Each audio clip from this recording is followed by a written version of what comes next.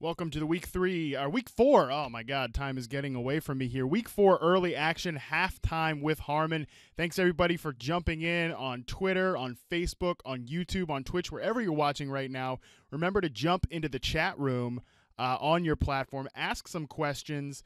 Let's just get into it. Let's get into some of the big storylines right away. Pretty wild stuff happening right now in the Chicago Bears Tampa Bay Buccaneers game. 35-3. Right now, the Bears are up over the Buccaneers. Obviously, not much Fitzmagic in this game with just 3 points scored against this vaunted Bears defense, and it is legit. I mean, Khalil Mack is making everybody in this Bears front seven. I mean, they got a lot of good players in there. Akeem Hicks was actually thrown out of this game for pushing an official or something like that. They have a first-round pick in Roquan Smith, Leonard Floyd, another former first-round pick. Khalil Mack is kind of the straw that's stirring the drink right now, making everybody here better. So, with that in mind, let's actually spin to the biggest part of the story, and I'm going to pull up a tweet right now from the @Yahoo Fantasy handle looking at one Mitchell Trubisky right now. He came into this game scoring 37 fantasy points through the first 3 contests. By the time it was, not even 2 o'clock Eastern, he was up to 20.8 in this game. He's obviously much, much higher than that right now. He's thrown 5 touchdown passes. And this is what I think we expected this Bears offense to look like. He's getting Tariq Cohen involved. Allen Robinson caught a touchdown out of the slot.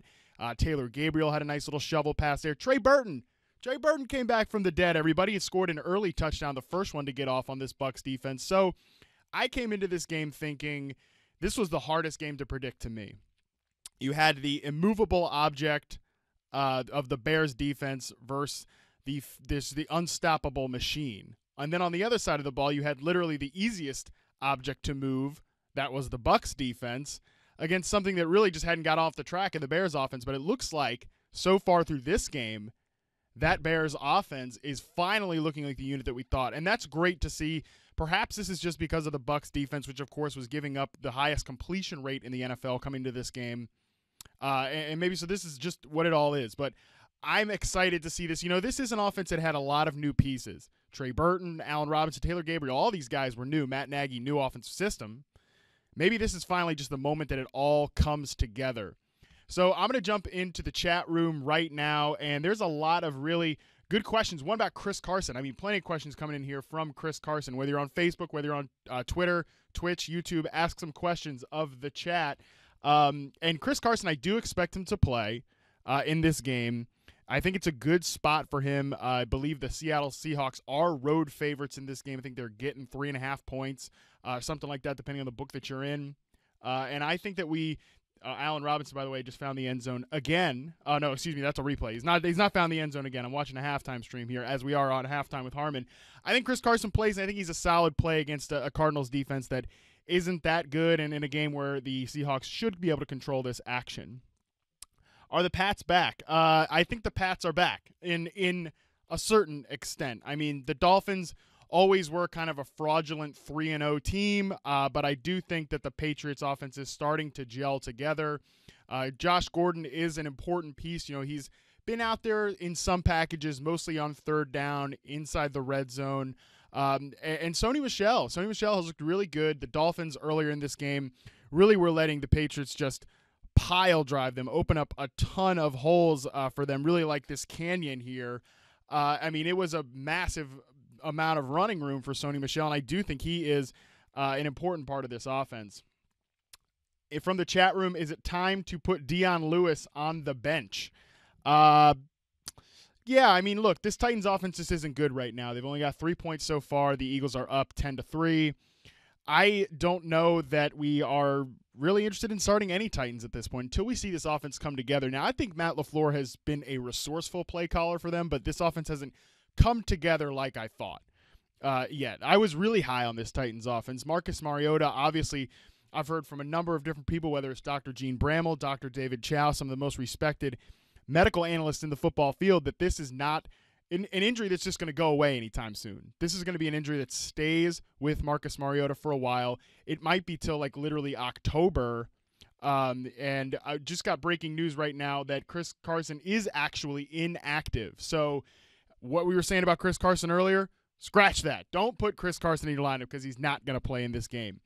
That's interesting. After a massive 30-touch workload for Chris Carson, he is going to miss this contest. Rashad Penny, interesting enough. Like, I don't know that I'm playing Rashad Penny in this spot at all because we just haven't seen all that much from him. But this is a big game for him. This is a big game for Rashad Penny here and the whole Seattle Seahawks offense. We got a great question from the chat. Alex Collins or Phillip Lindsay?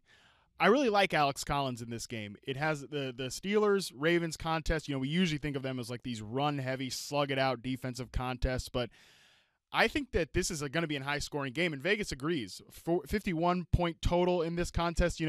Not only are the Steelers, we know they're a great offense with Antonio Brown, James Conner, Juju Smith-Schuster absolutely killing it. Of course, Ben Roethlisberger behind center, behind a great offensive line. I think that we could see the Ravens offense really get going too. The Steelers just aren't a good defense at all. We saw Fitzpatrick make some mistakes, but still make some plays on Monday night, give up a lot of points. And the Ravens are actually top 7 in points per drive right now. This offense has really played well. Buck Allen's a nice complimentary back. Joe Flacco's having a really good year. And, of course, John Brown, my guy John Brown, is killing it. Killing it for the Ravens. Top 10 in air yards. He has 220 yards on the season so far, a couple of touchdowns. I think we see John Brown really rip some big plays in this one, and that's going to give Alex Collins some chances to get into the end zone. I think he gets about 15-plus touches in this contest, and again, is a threat for that touchdown. So I like him in a high-scoring game. I would go for him over Phillip Lindsay. Definitely gotten a lot of questions about Mitchell Trubisky. This is really interesting, and on the flip side of that, what do we think about the Tampa Bay offense next week? Obviously, Ryan Fitzpatrick was like the story of the NFL this side of Patrick Mahomes through the first 3 weeks. 400-yard games in every single contest, bunch of touchdowns, making use of all of the weapons that he had around him. This one's tough. I think the Bucs do go back to Winston soon enough. Obviously, he was the number 2 quarterback in this game. I had somebody ask earlier about, what does this mean for the run game? I don't think it means really anything for the run game. They can't really get off the blocks in terms of running the football. Ronald Jones was inactive for his first NFL game this week, but he's not necessarily somebody. I mean, you could pick him up and add him to your roster, but you're kind of in wait-and-see mode in this game. I want to talk a little bit about the Bengals and Falcons game, which already is coming close here at the half, 28-24, Bengals ahead of the Falcons. I mean, this game's already coming close to the projected total. In some books, it's probably already over it. And I wanted to make this point because I had a lot of people on Thursday night telling me that they benched certain Rams players or certain Vikings players because they were going against good defenses.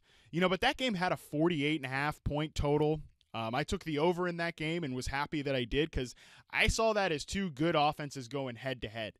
And in this one, obviously, 2 good offenses and 2 so-so defenses. Obviously, the Rams and Vikings are much better defenses than either the Bengals or the Falcons. But what's interesting to me is just something I've been thinking here with the NFL season showing us that points are back. Offensive scoring is back in the NFL.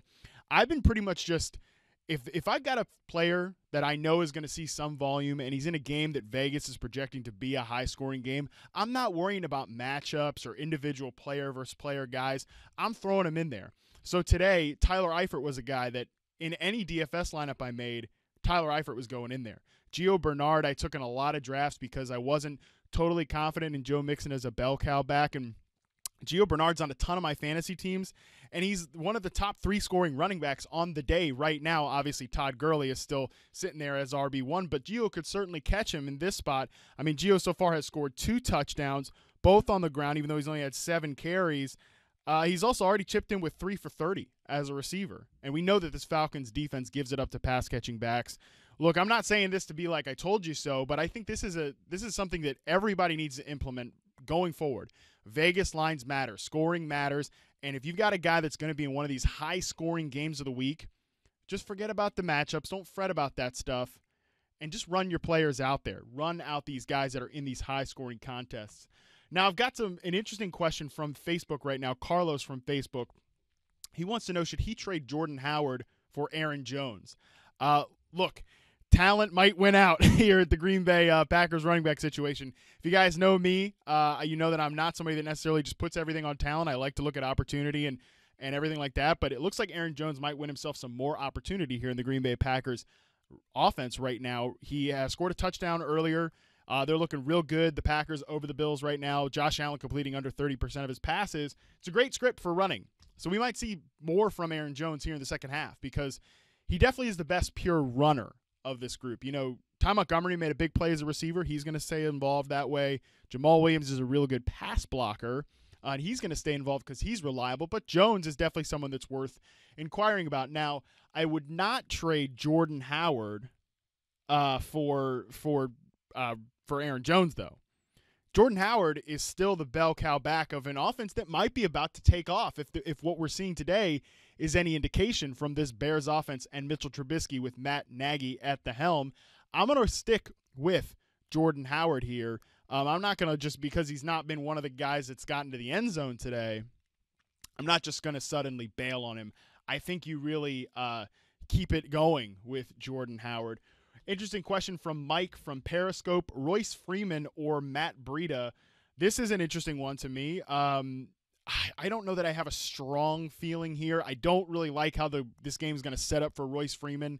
You know, it is in Denver, but Patrick Mahomes has killed it on the road so far, so I'm not worried about that for any reason. I think the Chiefs offense gets up to a big lead, even though this Denver Broncos defense has some good players up front and they are stopping the run well. It's a secondary that's been exploited so far. So I think Mahomes gets the lead, and that's really just not the type of script that you want for a kind of early down banger like Royce Freeman is. I think you go with Matt Breida. Last year, Carlos Hyde, who has no passing game pedigree at all on his resume, he averaged 8 targets per game with C.J. Beathard back there and under 4 targets per game in games that Beathard did not start. I think that sets up well for Matt Breida, who's not like a proven pass catcher or anything, but he's a better receiver than Alfred Morris. It's not that hard to do. But nevertheless, I like the way this sets up for Matt Breida. I still want to roll him out there, still leading the NFL in rushing yards, at least coming into Week 4. Looks like Tyler Eifert might have been hurt, per people in the chat freaking out about it. I mean, it doesn't look good so far. Ankle injury potentially, but I mean, not great. But you know, this is kind of what you sign up for with Tyler Eifert. At least if you played him today, you got that early touchdown against Falcons secondary that's missing both of its starting safeties. Obviously, their stud coverage linebacker Deion Jones out of this contest as well. I mean, again, you knew this was coming for Tyler Eifert. It's just a matter of time, unfortunately, that he's just been a guy that continues to get hurt. Unfortunately, one of the best tight ends in the NFL when he is out there.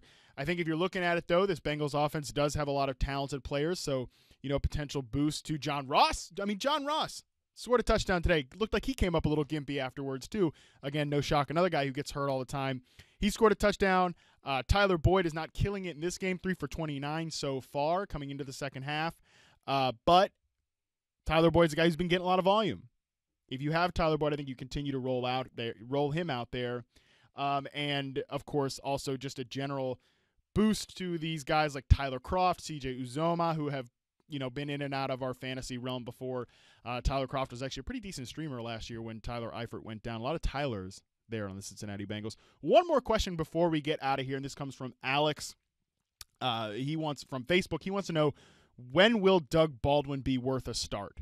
I have Doug Baldwin in a few spots today. I decided to not play him. The Arizona Cardinals right now are not using Patrick Peterson to track top receivers. He's been at left cornerback over 78% of his plays. He's not jumping into the slot. But Tyler Lockett's also been a guy who's run out of the slot. When they spread out the field with a lot of receivers. He was a 51% slot player last year. He's over 60% this year, obviously, with Doug Baldwin missing some time. I think both of these guys have decent matchups today, but Baldwin is a guy who I just want to wait to see. I'm going to wait to see this week. I will not be playing him this week. Maybe he ends up having a big game. That's good. If he does, then you want to use him going forward, but I'm not so sure about his health status so far. And just last, and again, that's pretty much all we're going to talk about here for our first go-around. Unfortunately, Tyler Eifert injured. We're seeing him now get carted off the field. Thank you everybody for watching the Week 4 early game stream of Halftime with Harmon. We will be back at 6 p.m. Eastern Time 3 p.m. Pacific, to talk some of the late games with you. So keep it tuned here at Yahoo Fantasy, Yahoo Sports Fantasy on Facebook. You can find the show on Twitch, Halftime with Harmon. You can check us out on YouTube, Yahoo Sports.